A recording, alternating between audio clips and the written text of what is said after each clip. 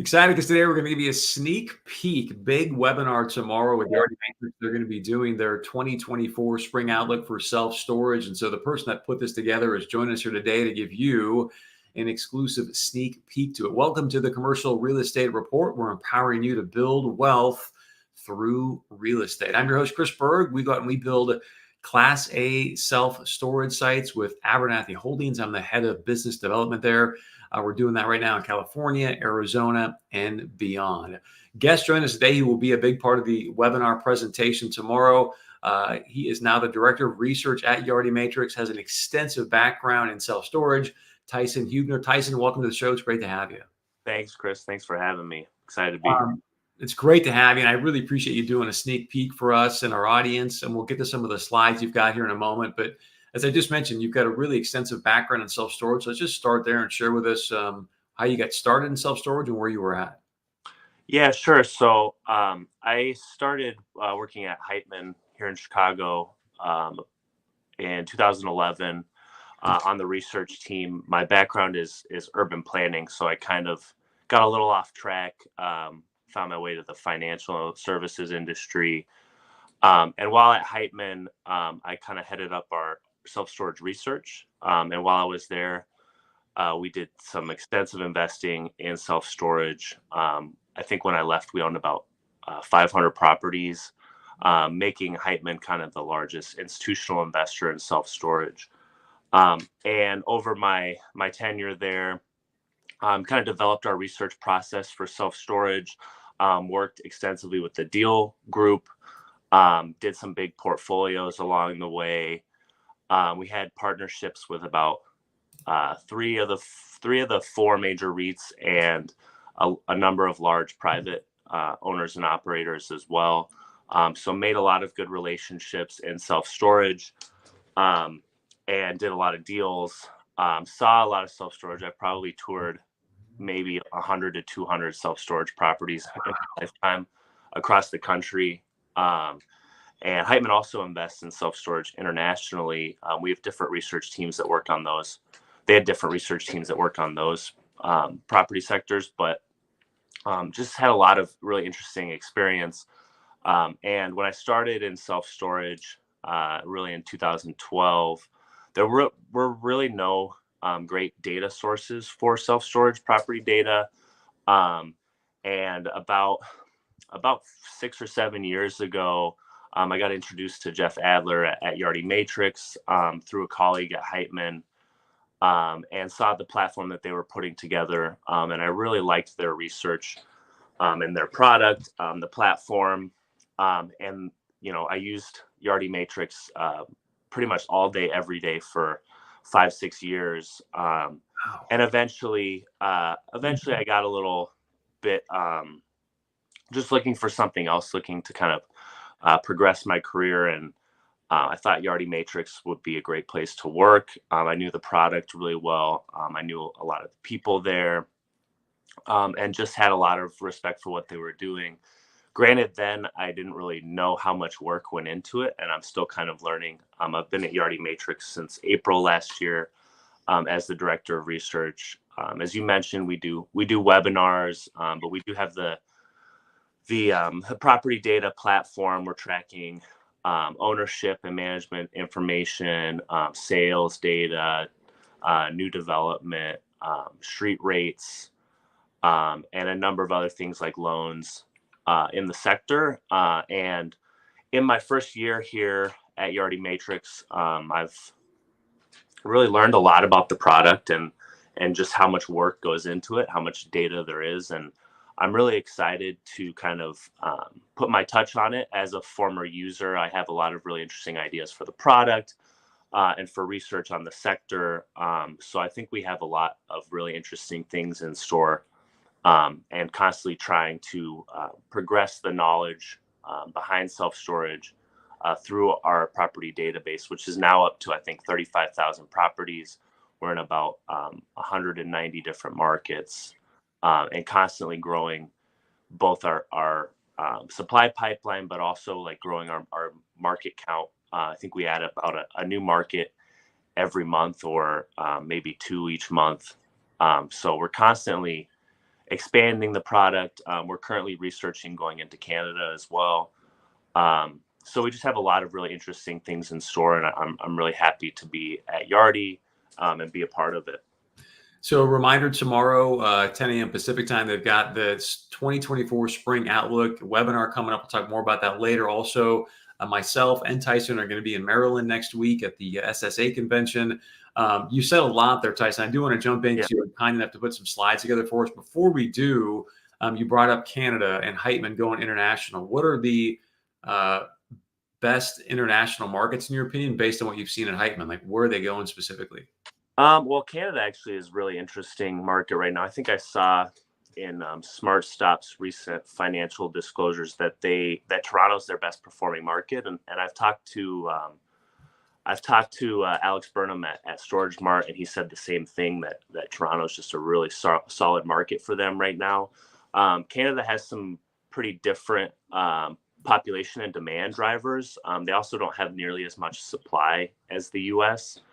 And it's really hard to build there from everything I've been told. So that keeps supply low. And at the same time, they're welcoming, I think they had a goal for 5 million immigrants by 2025. And I think they're already ahead of those expectations. And with a country of 38 million people, that's a lot, and creates a lot of demand for housing. And creates a lot of migration, which we know creates demand for self-storage. So I think Canada is a really solid market right now, and looking forward to learning more about it. Very interesting metric. Hablo español, and I talk to a lot of people that are from Mexico, Latin America, Central America, and they are actually heading up into the Canadian provinces. So that was a very interesting metric how you looked at that. One other thing I want to ask before we dive into some of these slides. So actually, two, in the last 10 to 12 years you were at Heitman, and maybe including your time with Yardi, like, how many deals would you say you've looked at? Oh, man. So we bought, when I was at Heitman, we bought about $10 billion of storage, I would estimate. Everything from like small, like $5 million deals to $1 billion portfolios. And we did buy $1.2 billion portfolio. While I was there, that was simply self-storage. We bought that with NSA, and there was another one, iStorage, which we bought with NSA. That was about $750 million. We looked at a number of other big $1 billion deals as well over the years. So I probably helped underwrite, close to, over 1,000 properties, maybe 2,000 properties. Who was the principal at Simply Storage when you guys did the deal? Do you remember? I don't remember. That's one. If you don't, that's okay. I just that may come back up in this conversation. So yeah, here's so as a researcher, I really worked behind the scenes. I wasn't doing any of the deal related stuff. I helped with underwriting metrics. I created kind of an in-house rent growth projection model where we could project rents by market and by trade area and by store. And so I was really behind the scenes. We kind of it was me and two other guys. I had a team of researchers that worked with me, but there was a deal guy, and there was whose name is Doug Gurr, and a portfolio manager named Pascal Souvenir, and they're both storage experts as well. And we all kind of brought something a little bit different to the table, but I was really behind the scenes and providing input into our models. But it was a lot of fun. I mean, every week was different, up until right before I left, when things really kind of hit a wall, and transaction volume last year was down like 60 or 70%. So there's really it really kind of got a little bit boring towards the end, but there was always something new. There was years where we were just every week looking at like 3 or 4 deals a week. Some of them larger portfolios, some of them just individual assets. And we had, like I said, 7 different partners. I think probably at any one point in time, 3 or 4 of them were active. So constantly, getting on pipeline calls and, checking out everything and underwriting almost everything that was on the market. So $10 billion in storage transactions. And then you underwrote how many, you said 1,000 or 10,000 deals? No, probably I mean, if you're just looking at property count, it's probably like 1,000 to 2,000 properties. Wow. So one last question, we'll get to your slides, is because we're in development. So Yeah. based on all your background and data that you've seen, like what's the single one or two most important factors when it comes to a developer building a successful site? That's a great question. I think obviously any kind of supply barriers are really important to development. Right before I left Heitman, we were working with Banner Self Storage to build a development pipeline in Southern California. I know that you're really active there. And the supply barriers there that have kind of always been there are eroding a little bit, but there are certainly sites where even if there's one or two other properties in the pipeline, you feel pretty good about that. There's not going to be a lot of other competition there. Over the years, we've seen a lot of markets that have kind of just seen a flood of supply. Everybody kind of goes to the same place at once. And so, obviously rents are really important to self-storage development, but a lot of times those rents are driven by supply barriers. So that would be my number one. And it's really important to understand what's going on around you and have an experienced developer who can break down some of those barriers, as long as you're the only one. All right, let's talk a little bit about the 2024 spring outlook for Yardi Matrix. Is there anything, as you were doing the research, that really jumped out to you as sort of an anomaly, or like, oh, wow, this is something that's really important to pay attention to? Yeah, we have a couple. I always try to keep these presentations kind of fresh and interesting. And there are a number of topics that came up just in the first few conferences I've been in this year, and just conversations with people in the market. A couple of interesting topics that we'll focus on in the webinar tomorrow. I don't think that they're necessarily in the slides that I sent you, but one of them is, it seems like the REITs have really changed their leasing strategy, and they're now, they were pushing street rates so hard during COVID. And that really was responsible for a lot of their rate growth, street rates. And now that demand has kind of eroded, we're seeing street rates just plummeting. And really that's being driven by a lot by the REITs. They've pushed their rates down, anywhere from 8 to 10% year over year in our most recent data release. And they're kind of, they're obviously the trendsetters for the market. And they're really kind of leading this charge with pushing street rates lower and lower. And the reason they're doing that is they have not seen a big pickup in move outs. So they feel confident that they can push existing customer rate increases. I've heard, 50 to 100%, anywhere from 3 to 6 months after somebody moves in. And that's really kind of changed the game and changed the whole strategy. And it's kind of been a strategy they've been testing out for a while. That's how they lease up new properties. But as far as like doing that for stabilized stores, we haven't really seen anything like this. And it's making our job as researchers really difficult because, we've been working on doing a rent growth projection for self-storage at Yardi Matrix for a while now. And now that like kind of the whole lease up strategy has changed, makes it really hard to project rents. You don't really know if this is a strategy that's going to, take hold, or if it's something that, they'll still be doing a year or two from now when demand maybe picks up. So we're really kind of in unprecedented times. We've seen occupancy come down from mid 90s to the low 90s, even like I think as of Q4, like 90%, which is really kind of the pre-COVID level. And you haven't really seen move outs pick up, which is great, but you have seen move ins really, really fall. And I think that's really driving this new lease up strategy or new pricing strategy that they're testing. So with all the sites that you've underwritten and knowing, hey, Chris, they're dramatically lowering the rates for customer acquisition purposes. Then once they get them in, they dramatically raise those rates. How would you underwrite that? Because we're having that same challenge. We're trying to base it off, public rates. Things don't underwrite, but then when you keep in mind this other variable, it becomes a kind of a blind test, right? So Yeah. how would you underwrite it? I kind of got out of the investment game at the right time because this wasn't really an issue back in 2022 or 2021, which was when we were really kind of in the thick of underwriting deals. And I don't know, that rent growth projection model that I created probably could be thrown out the window at this point, or at least just needs to be modified, the baseline rent growth. I think over the years, I've had the privilege of working with a number of different operating companies who have their own, really talented underwriters. And I've seen a lot of different underwriting strategies. But one that I have seen that I really liked was like a monthly underwriting. So you can assume, like maybe 3 to 4% of your tenants move out each month, and 3 to 4% move in. And you can model that. It's a lot of work to do that. But then you can model those, low street rates and pushing the ECRIs, and you'll have a good sense of who will stay, who will leave.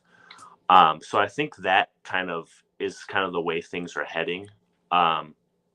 But again, this is really a kind of an unprecedented time for self-storage, with demand really, really dropping to unprecedented levels.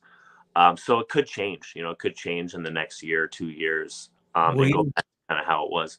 Even from the standpoint when you say the accuracy, and then I'm hearing, so it's sort of, more or less hearsay, that the raise ended up 50 to 100% after 3 to 6 months. I mean, that is a wide gap in the rental rate. So like you said, it's a fascinating time to be in the industry. Yeah, I have a quick story on that. So I have a friend who is a digital nomad, and he's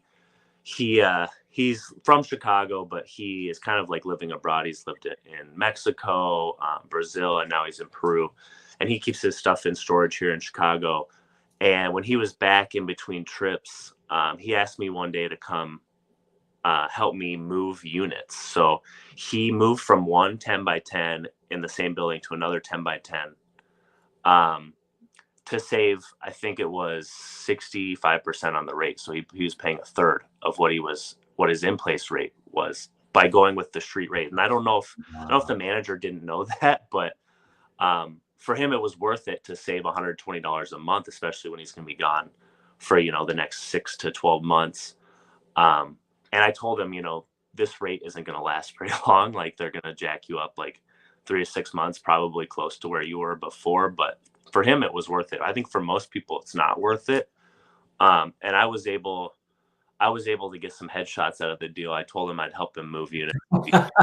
Pictures of me in the storage property. So where I got my storage. That was a good trade, man. That was a good trade. Let's jump into some of these graphs or graphics that you put together for us. So what are you showing with us here? So this first one really speaks to the demand environment. During COVID, home sales were a huge part of the increase in demand, especially if you look at the markets that did the best. It was a lot of Sunbelt markets, Florida, Arizona, Texas, places that have kind of always seen higher levels of migration, but really saw record levels of migration during COVID. And obviously, a lot of that was fueled by low interest rates and home sales. And so this chart here shows home sales as a percent of households, which I think is a really interesting way of looking at it. You could just look at, home sales over time, but obviously the population grows. So home sales as a percent of household is, I think, a really good gauge of demand. And if you see here, we're now at least as of December, we were at really a 25-year low for home sales as a percent of households. And I think that really shows you how much storage demand depends on home sales. The flip side is there are plenty of markets that don't rely on home sales for incremental demand. And those seem to be the ones that are doing the best right now. Really, the big cities like California, the cities in California, Chicago and New York are some of the best performing markets right now. Whereas the Sun Belt is kind of struggling because they rely on those home sales for growth. How's Florida looking right now? I mean, I guess it depends on where you are. I think in the next year or so, just overall, it's not great. They had a ton of supply delivered during COVID. They probably saw their rents rise as much as any state over COVID, and have seen them fall the most since then. And a lot of that is being driven by this trend right here. But at the same time, because rates rose so much, during COVID, a lot of people went there to build. And now you're seeing, the pipelines in specifically Orlando and Tampa still have massive pipelines. And you've really seen street rates fall there the most out of the major markets. And I don't think that's going to stop necessarily anytime soon. Southwest Florida coast, which includes Northport, Sarasota, Fort Myers, all the way down to Naples, is also has a pretty active pipeline, but I think they've been able to grow their population a little bit more and grow demand a little bit more, and that market's doing a little bit better. But overall, Florida has a pretty negative outlook, at least in the near term, the next year to 18 months. What about Miami? How do you feel about Miami? Miami is a little better. They have developed a lot there over the years, but they seem to have held up pretty well. And they just, like the city of Miami passed an ordinance. You can't build a storage facility, I think, within like a quarter mile of another storage facility, which is really going to help Miami and Miami-Dade County specifically, because during kind of the boom years of development, I would go to Miami and I'd see three brand new storage properties on Wow. the four corners of two major streets, and I'm like, this is not going to work. Things are going to get ugly here.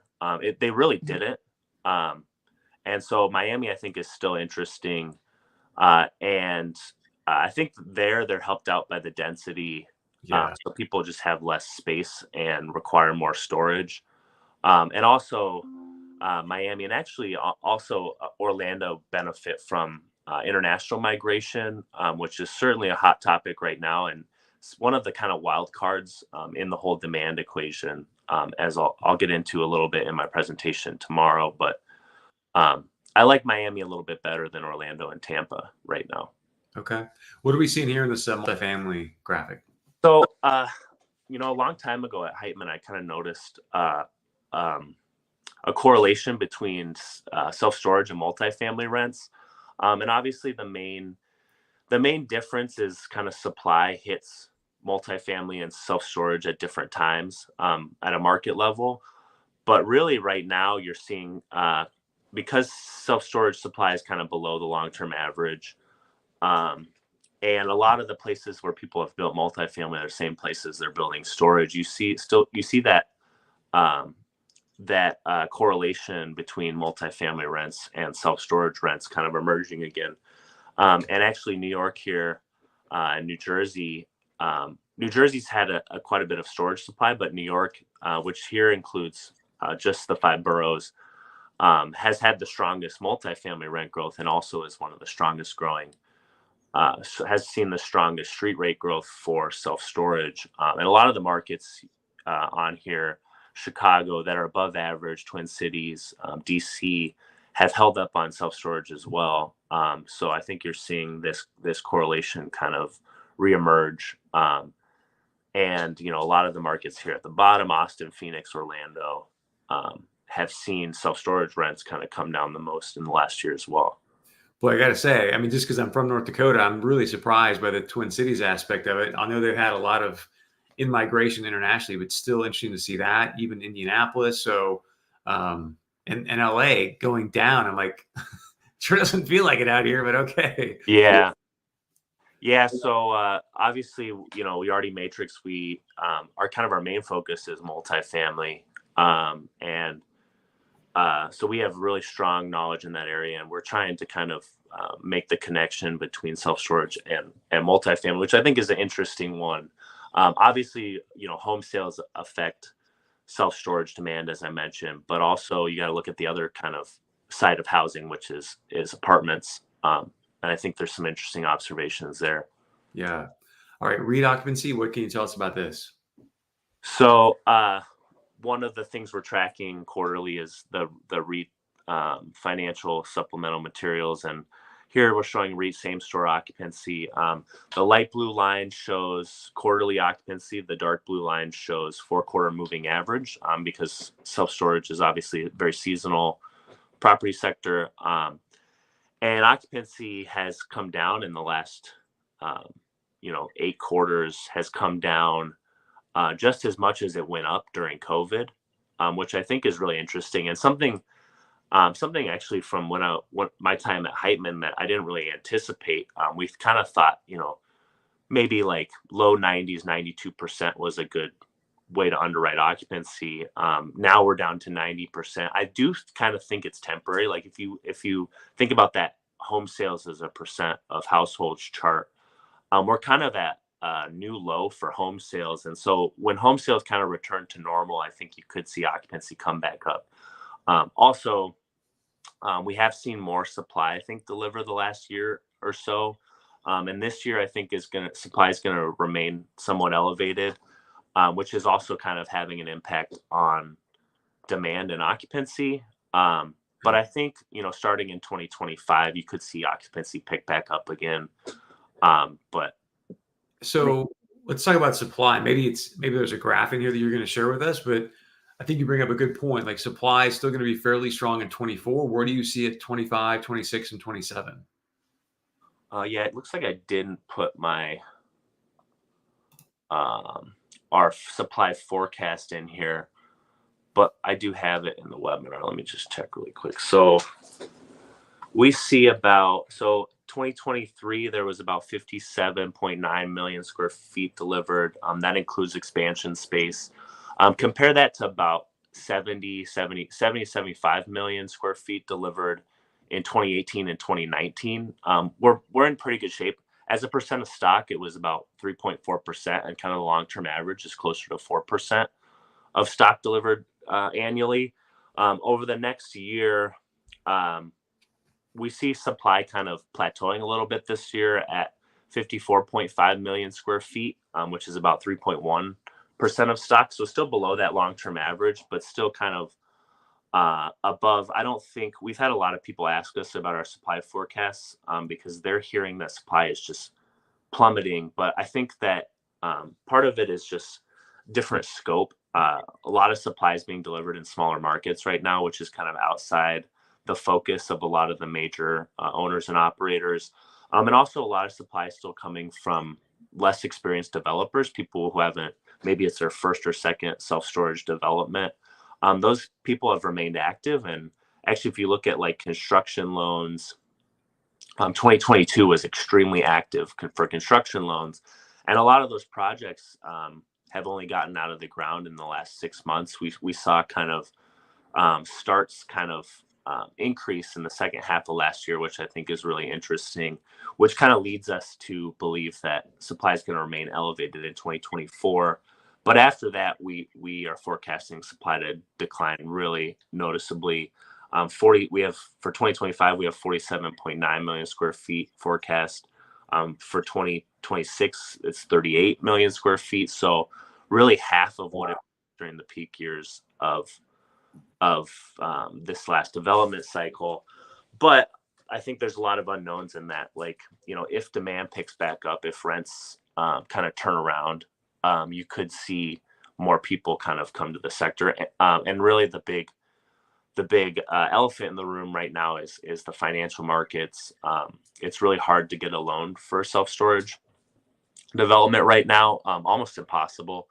And the developers who probably can get loans, which are the larger developers, are kind of struggling to do, or are kind of out of the market.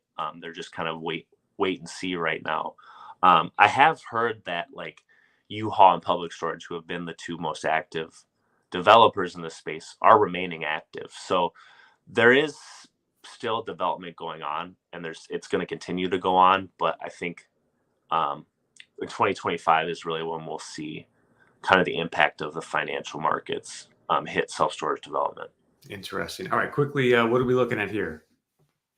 So this is occupancy by market. This is ranked by year-over-year change by market in Q4. And this data comes from the REITs. Really, you've seen the Sunbelt markets slip a lot in occupancy. Those are the markets that really rely a lot on home sales for demand.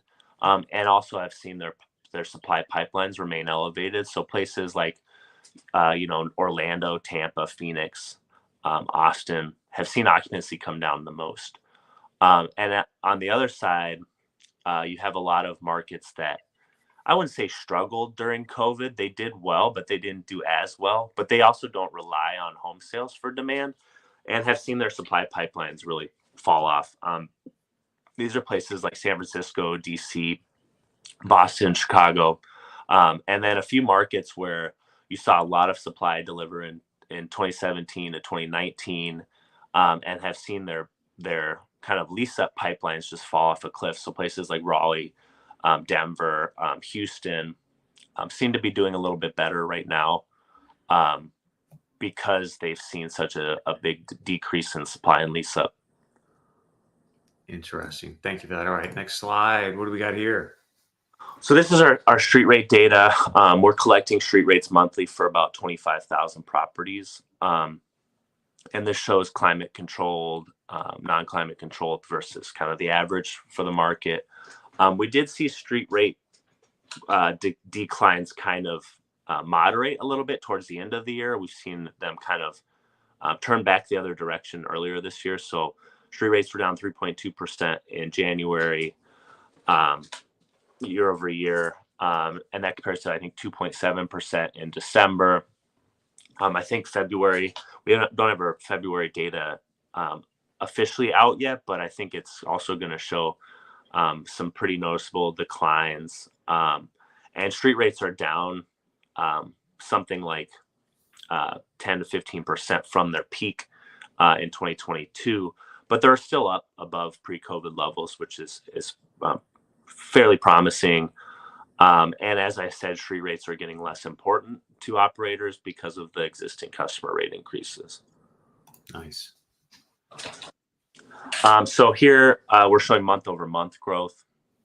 You really can see the seasonal patterns. So I think it's going to be really interesting to see what happens this leasing season. If demand does in fact pick up, you could see some month over month growth starting in March.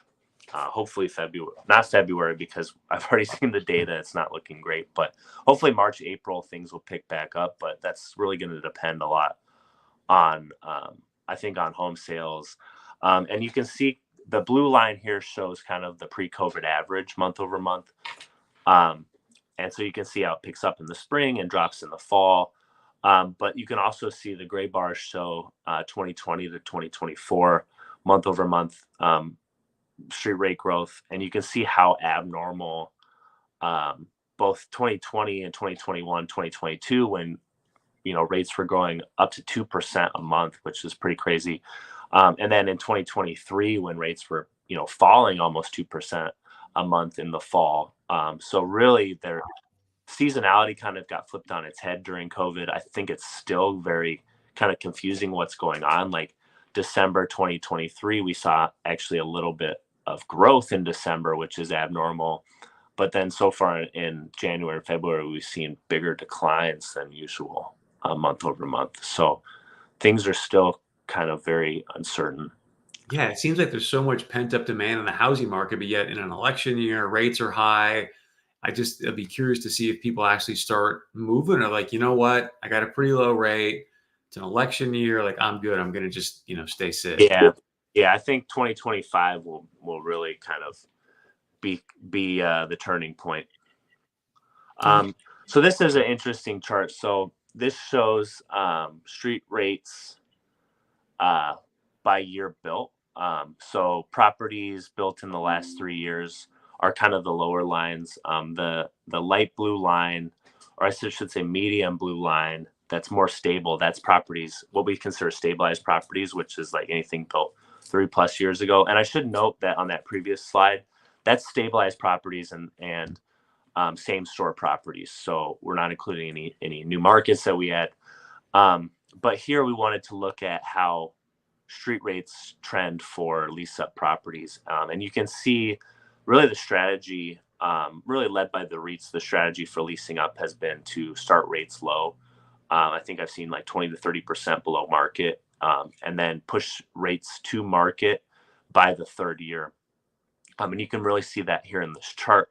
What's really interesting, though, is that during COVID, operators, because they were leasing up so fast, they really felt comfortable pushing street rates for lease up properties to market and even kind of above market a little bit.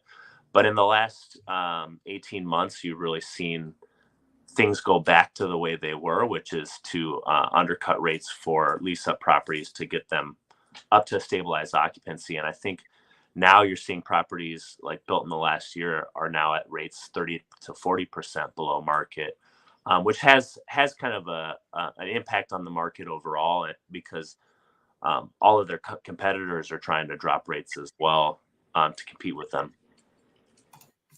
All right, major markets in the Sun Belt. Dude, let's dive into this for us. Yeah, so this is ranking the major markets by year-over-year street rate growth in January.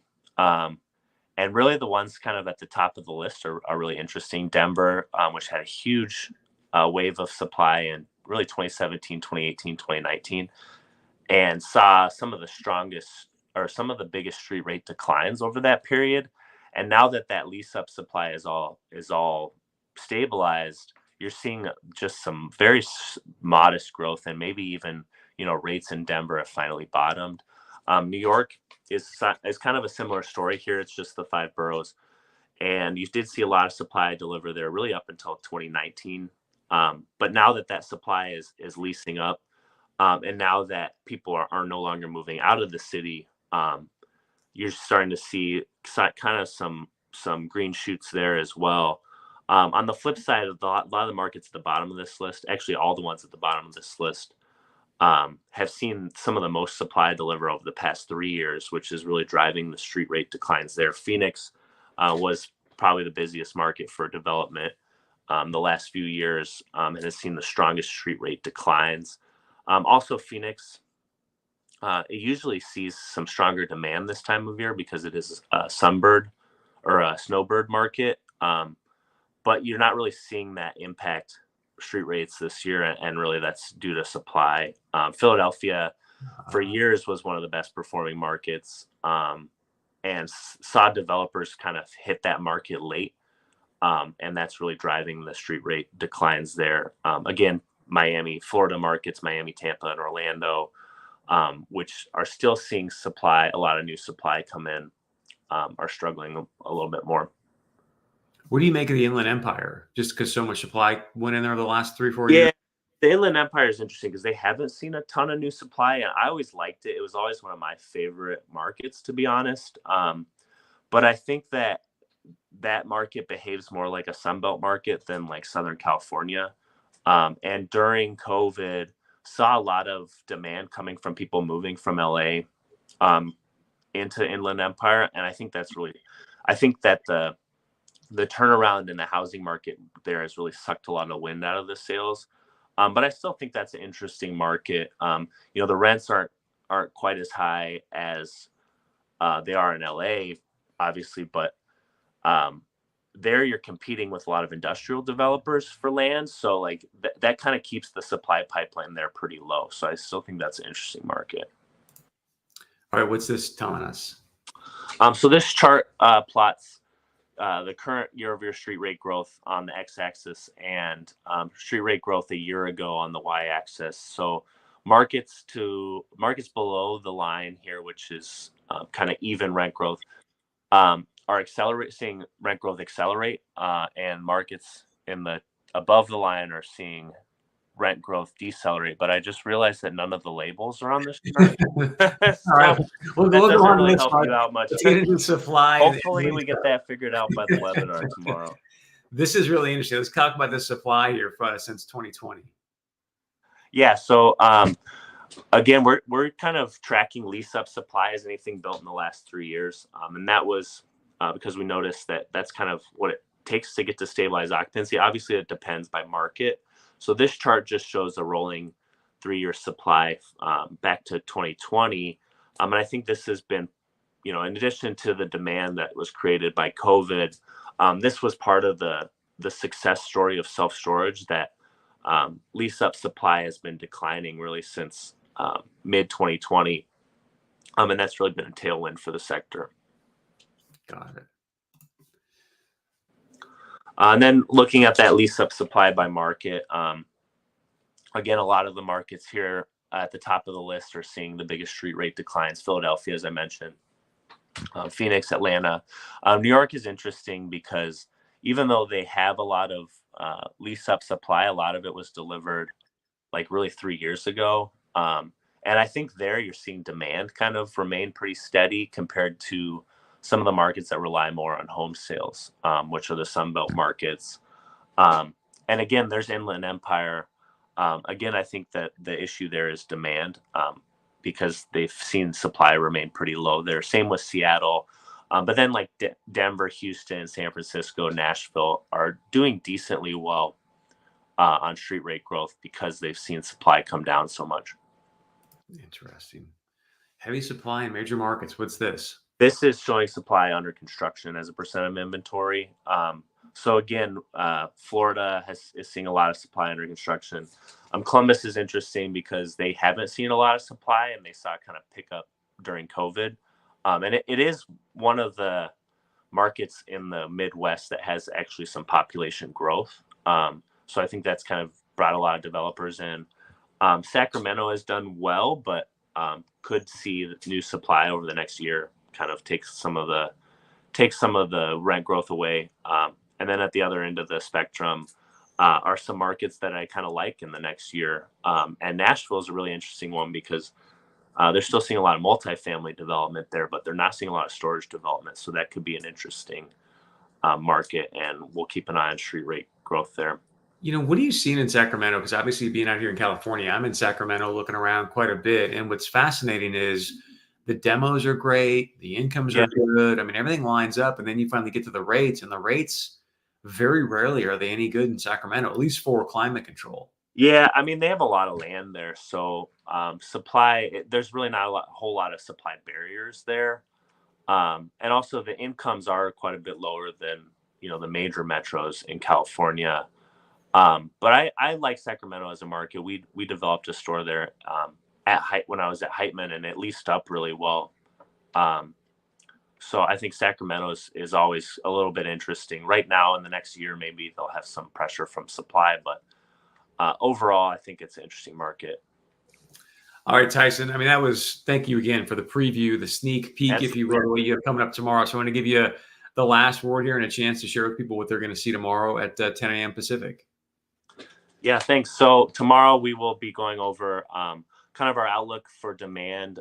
Jeff Adler will be covering the economy and demographics, and I'll be covering street rates, supply, transaction volume, all of the hot topics. And we do have some really interesting news slides for everybody.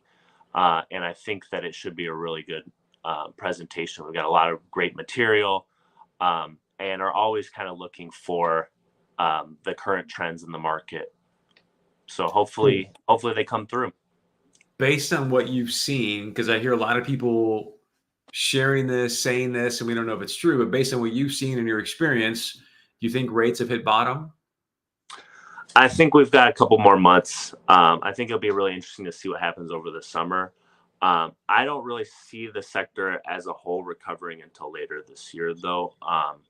And street rates, even though, existing customer rate increases have been great for the sector, the decline in street rates is really driving rent growth down overall. So I think that we've got at least a few more quarters of decelerating revenue growth. I'm not sure when or if things will go negative for the sector, but 2024 is definitely going to be another challenging year, and that's part of that is due to new supply. But the big question on everybody's mind right now is, when is demand going to pick back up? And until we see interest rates come down and home sales pick back up, I think that the sector has got a question mark over it. Tyson Huebner, Director of Research at Yardi Matrix, extensive background in self-storage. We are going to do this again. Hopefully Tyson will be kind enough to do this at least once a quarter with us, maybe even more if we will. So we appreciate it, Tyson, and good luck tomorrow on the webinar. Thanks a lot, Chris.